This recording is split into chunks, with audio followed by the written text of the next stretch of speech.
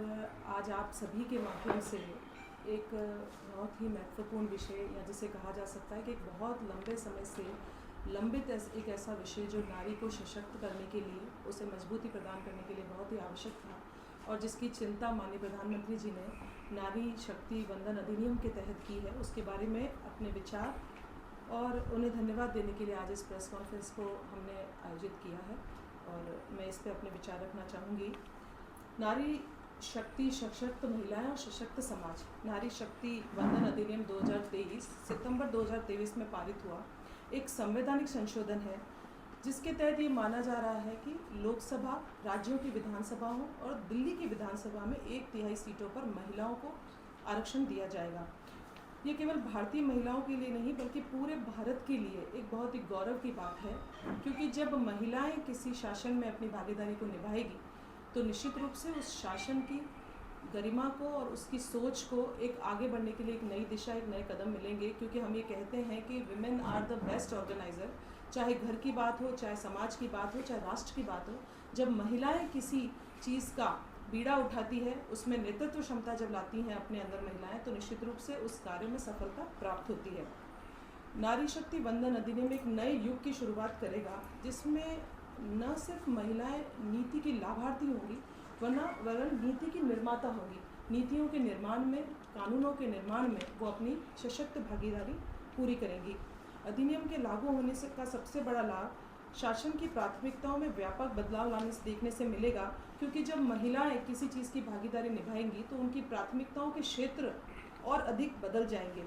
क्षेत्र क्या होंगे कि जैसे शिक्षा, स्वास्थ्य, पोषण, सुरक्षा, जल, स्वच्छता, ऐसे विषयों को और अधिक प्राथमिकता दी जाएगी जितनी पहले दी जा रही है। क्योंकि जब हम बात करते हैं एक महिला की, तो आम एक घरेलू महिला भी ये जानती है कि किस किस तरह की दैनिक समस्याओं से उसे जूझना पड़ता है। पानी की कमी से उसे जूझना है या उसे किसी भी ऐसी समस्या जो एक नारी होने के नाते उसको अपनी रोज़ की दिनचर्या में जिससे गुजरना पड़ता है, उनको लेकर उनको और अधिक प्राथमिकता से अच्छे तरीके से वो कैसे लागू हों, तो निश्चित रूप से नीतियों के निर्माण की दिशा भी इस तरह से परिवर्तित होगी।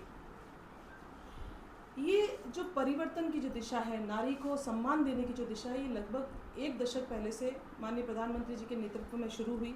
किस तरह से कि देखा जाए तो बेटी बचाओ बेटी पढ़ाओ अभियान के तहत लगभग 80.2% बच्चियों का माध्यमिक स्तर पर नामांकन हुआ।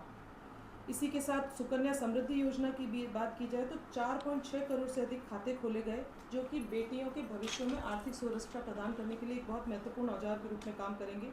उच्च शिक्षा, तकनीकी शिक्षा में भी महिलाओं की भागीदारी में वृद्धि हुई है।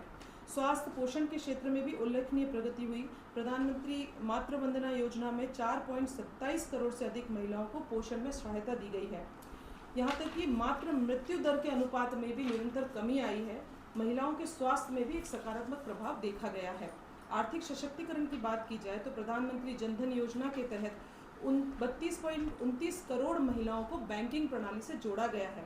मुद्रा योजना में 68% ऋण महिलाओं को प्राप्त किए हुए हैं, जबकि 10 करोड़ से अधिक महिलाएं स्वयं सहायता समूह के माध्यम से संगठित होकर आत्मनिर्भर होने की दिशा में आगे बढ़ रही हैं।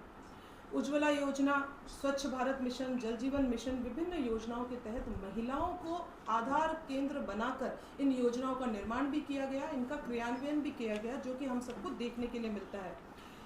विकसित भारत के स्वप्न, जो 2047 का विकसित भारत का स्वप्न माननीय प्रधानमंत्री जी ने देखा है, अब उसमें महिलाएं न सिर्फ एक साध्य के रूप में वरन साधन के रूप में, कि महिलाएं उस साध्य को प्राप्त करने का एक महत्वपूर्ण साधन, एक महत्वपूर्ण जरिया बनेगी। इस सोच के साथ प्रधानमंत्री जी ने इस अपने स्पष्ट दृष्टिकोण से कहा था कि महिला नेतृत्व वाला विकास ही भारत की नई ऊंचाइयों को उसको पहुंचा सकता है।